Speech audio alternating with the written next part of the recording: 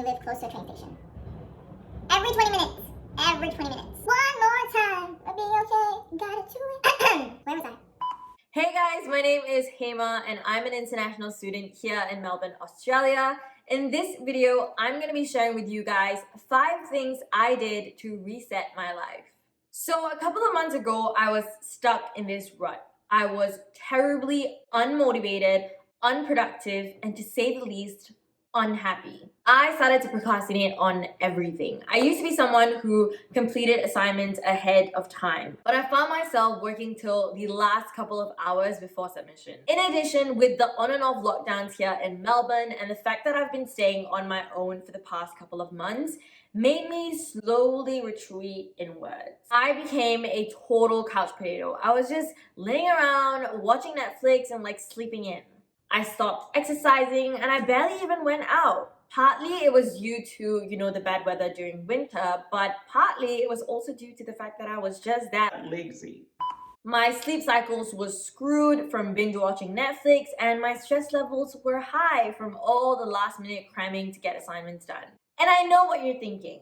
Well, Hema, if you have so much work to do, why are you watching Netflix, girl? And I wish I knew the answer to that. This was making me really, really unhappy. So one day I woke up and I told myself, Hema, it's time to get your shit together. So here's what I did. Number 1, establishing a routine. When I say routine, I do not mean come up with an 8 a.m. to 10 p.m. schedule and stick to it every day. No. I'm saying establish something that is predictable in your day. Add some structure to your presently very unstructured life. This can be something as simple as making your bed every morning. Yes, so generic and to some maybe even obvious. I know it may not be the most fun thing to do the first thing you wake up in the morning, but by just taking 2 minutes to make your bed every morning, it makes you get that instant gratification of completing a task first thing in the morning. For me, establishing a routine was to habitually stick to my morning and nighttime skincare routine. It is something that I have to do every morning after I wake up and every night before I go to bed. Regardless if I had a productive or unproductive day, adding a bit of structure to the start and the end of my day made me feel much more organized. Number 2, being more active. By this, I simply mean to say, get your ass off your couch.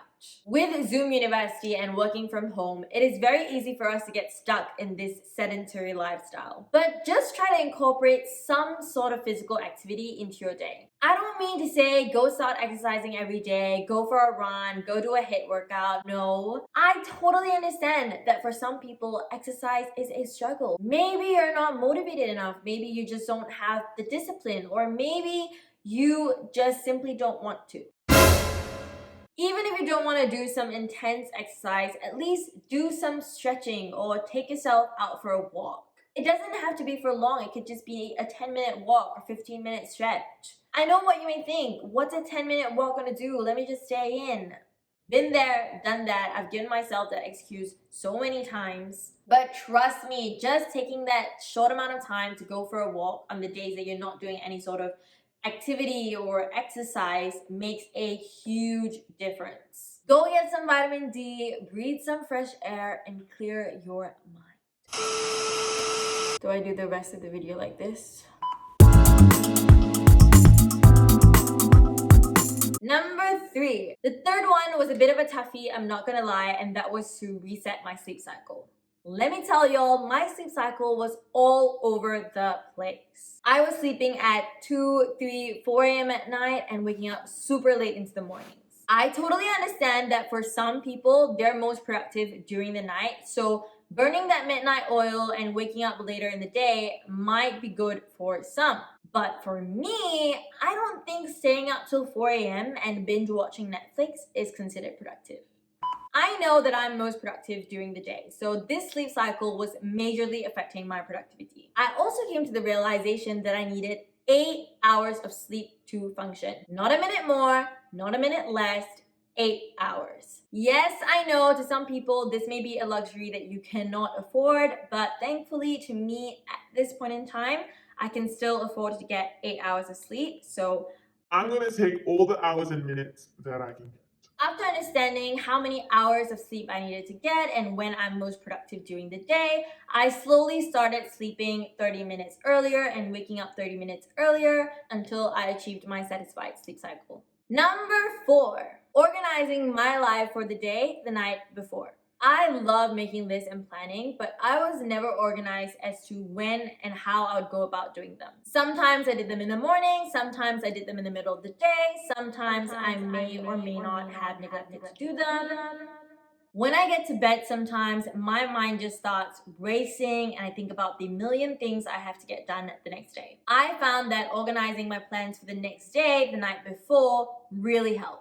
It just helped me put all my thoughts into a visual perspective and made me feel less stressed and more prepared for the next day. I use several productivity tools to help me organize my life, but my 2 most basic ones are the Outlook calendar and the reminders application on my iPhone. I like to schedule and organize bigger tasks that consume significant amount of time into my Outlook calendar. So these are tasks like assignments, team meetings, lectures, and even meal times. For smaller, more mundane tasks, like doing my laundry or returning library books, things I know that I need to get done the next day, but I can just squeeze in throughout the day, I like to pop them in my to-do list on my iPhone. I just created a new list under my Reminders app and named it To-Do List and added that as a widget to my home screen. For this, you need to download the Widgetsmith application. When it's on my home page, right when I unlock it first thing in the morning, that's what I see, and it reminds me all those little things that I need to get done. I also just like the satisfaction of ticking them off and slowly seeing that number hit 0 at the end of the day.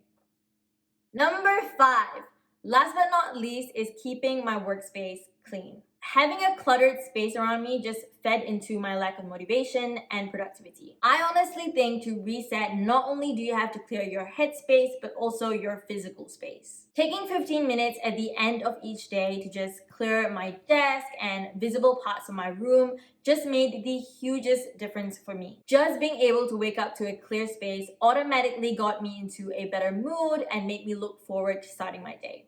So there you have it, 5 things I did to reset my life.